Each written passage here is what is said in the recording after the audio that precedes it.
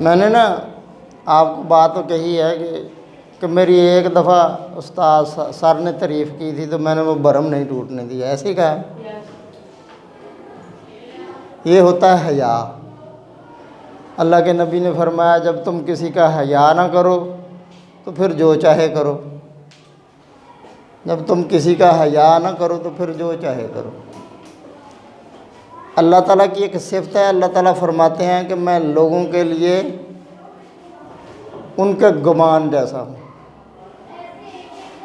تو یہ صفت کچھ انسانوں میں بھی اللہ تعالیٰ نے اپنی صفت میں سے کچھ لوگوں کو حصہ دیا ہوتا ہے، ان کے اندر یہ عنصر ہوتا ہے ان لوگوں کے اندر کہ اگر کوئی ان کو اچھا سمجھے، وہ سمجھتے ہیں، مثلا فرض کریں یہ اسے سمجھا کسی بندے نے کہ یہ بندہ بڑا کمٹمنٹ کا پکا ہے، لیکن یہ سمجھتا ہے کہ میں اتنا بھی پکا نہیں جتنا اس نے سمجھا ہے، تو صرف اسی بات کے حیا کے لیے یہ اپنے اندر یہ صفت پیدا کر لیتا ہے۔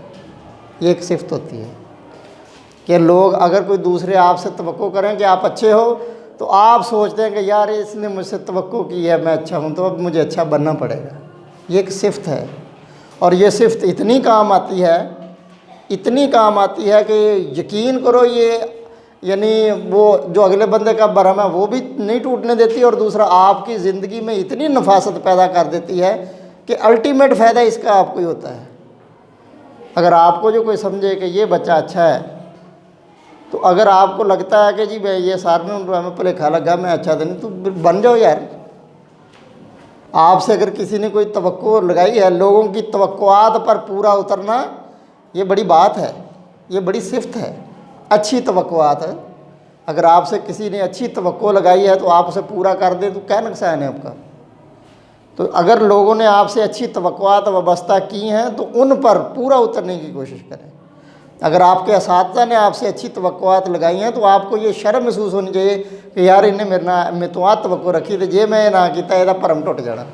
تو کسی کا بھرم توڑنا یقین کریں دل توڑنے کے برابر ہے۔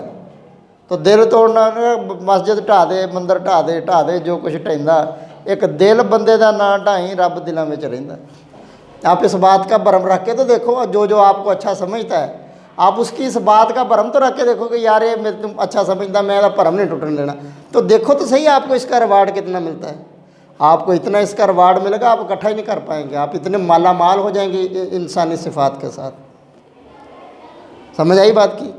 تو یار یہ کم از کم یہ کیا کرو کہ اگر آپ سے کوئی امید رکھی جائے، امید وابستہ کی جائے، آپ سے کوئی توقع رکھی جائے اچھی، تو بس صرف اسے پورا کرنے کی کوشش کرو۔ مجھ سے اچھی توقع رکھی، آپ سے بری تو نہیں رکھی، آپ سے کوئی ڈیمانڈ غلط تو نہیں کی جا رہی، آپ سے ایک اچھی بات کی توقع کی جا رہی ہے، اس کو کر لیں تو الٹیمیٹ فائدہ بھی آپ کو ہی ہے۔ ٹھیک ہو گیا؟